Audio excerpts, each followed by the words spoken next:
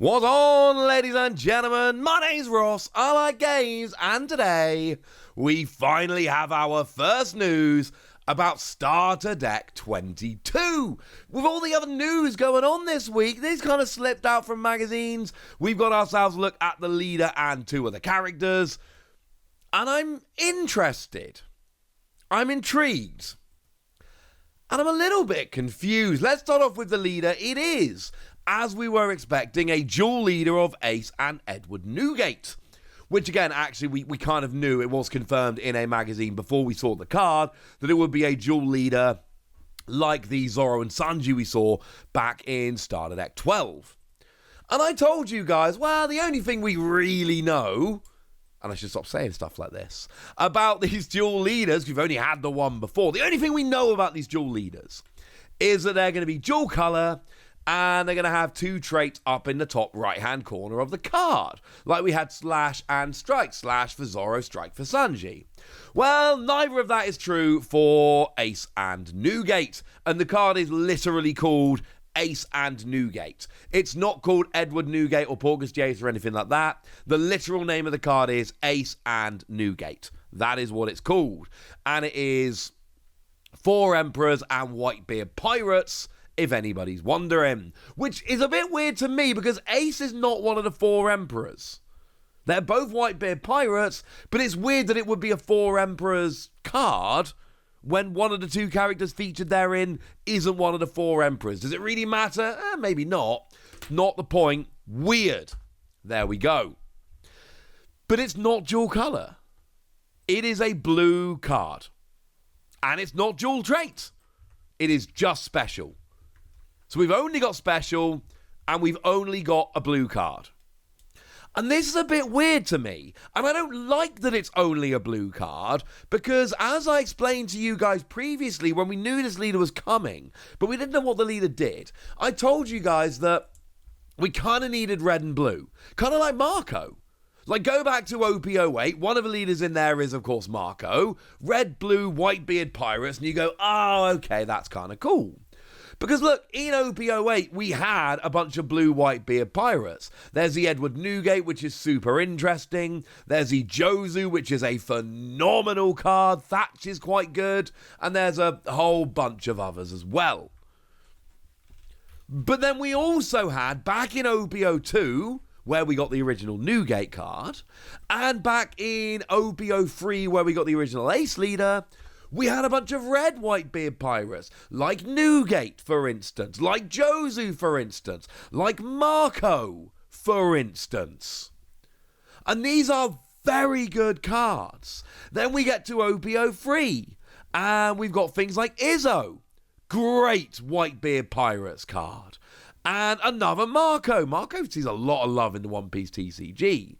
And now all those cards are cut off from us because this is a mono blue leader. I don't like this being a mono blue leader. I want red blue. I want a dual color leader. And the reason is super simple. We've got lots of good red and blue Whitebeard Pirate cards. I don't want to be locked out from like half of those cards, and it kind of makes me upset that we are. Is there anything we can do about it? No, sorry, but that doesn't mean I'm not upset about it. There we go. What does it actually do? Well, what we've got here is activate main once per turn. You may reveal a Whitebeard Pirates card from your hand. You then draw a card and put the revealed card on top of your deck. That's what we do. Okay. Seems alright. I mean, one of the things it's doing here is forcing you into tribal play. Which, again, I just told you we're cut off from a lot of the good Whitebeard Pirate cards. And now it's just kind of like, hey, how about a deck which gets infinitely worse if you don't play a significant number of Whitebeard Pirate cards? Again, cannot be the only one that thinks this is disappointing. But there we go. So it's all built around Whitebeard Pirates and actually playing around with that.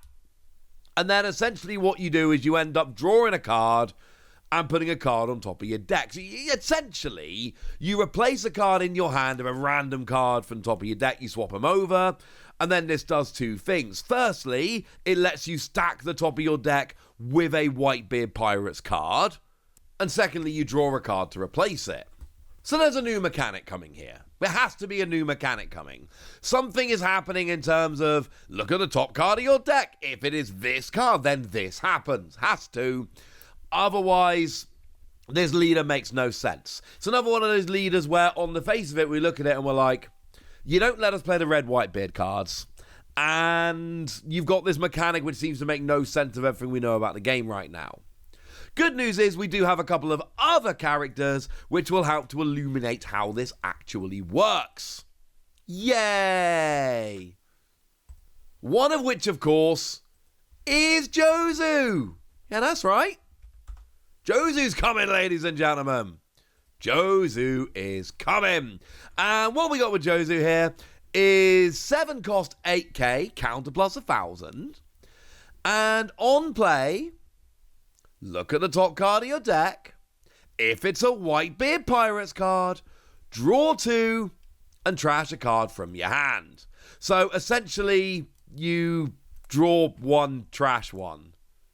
Well, it's a weird way around. So, because what you've already done, you've already drawn a card and then put a card from your hand kind of on top of your deck. So when you draw 2, you're really just getting that card you put there back and then drawing another one and then trashing a card from your hand. It's decent draw power, don't get me wrong. 7 cost 8k, counter plus 1,000 is fine. Obviously, vanilla would be 7-9 with the 1k counter. So 7-8 with the 1k counter is all right. And you're essentially drawing 2 and then discarding 1. But one of the ones you draw, you know what the draw is going to be. Like, you already know for a fact that one of those cards is going to be the one you put on top, because it kind of has to be. There is one other character that we have coming in here as well. We've got ourselves a squad, and 1 cost 2k, counter plus 1,000, but activate main once per turn, reveal the top card of your deck, and if it is a Whitebeard Pirate, then you give a rested Don to your leader or one of your characters. It's alright. It's not something I'm hugely excited by, but it's Whitebeard Pirates. It's going to work with all of those, and yeah, it's fine. There are other cards that do stuff like this, but the fact that this is a Whitebeard Pirate and is a 1 cost is honestly quite nice. It's not phenomenal. It's fine. So now that we've seen a couple of cards, what do we think? Well, there is actually one other card that works along these lines, and it is the Ace from OP08. That is a blue Whitebeard Pirates card, but what the Ace from OP08 does is, on play, look at the top card of your deck, and you can play a Whitebeard Pirate with a cost of 4 or less. Well, this new leader lets you stack a Whitebeard Pirate on top of your deck. So if you stack a Whitebeard Pirate with a cost of 4 or less, and then play Ace, you can essentially get a 2 for 1.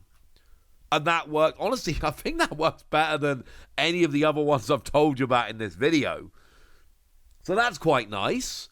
Again, we're really being pushed into playing Whitebeard Pirates here, let's be clear. But obviously, Sanji. Like, I've been telling you guys recently that Sanji is starting to take over quite a bit over in Japan. We're seeing a lot of Sanji decks coming to the fore.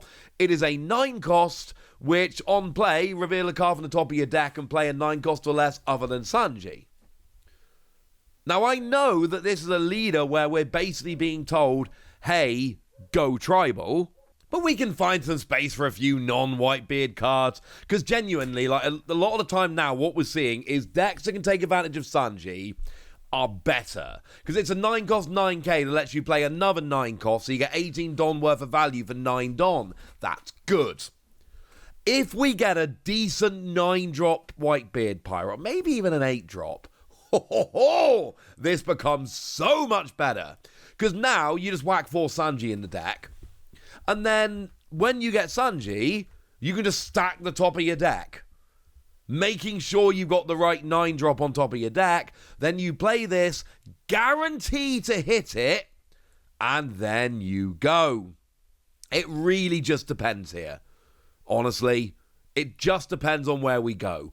There is a world in which we get a good 9-drop Whitebeard, and this leader, which initially looks underwhelming, actually comes through and you go, oh, okay, no, we're good. This looks busted.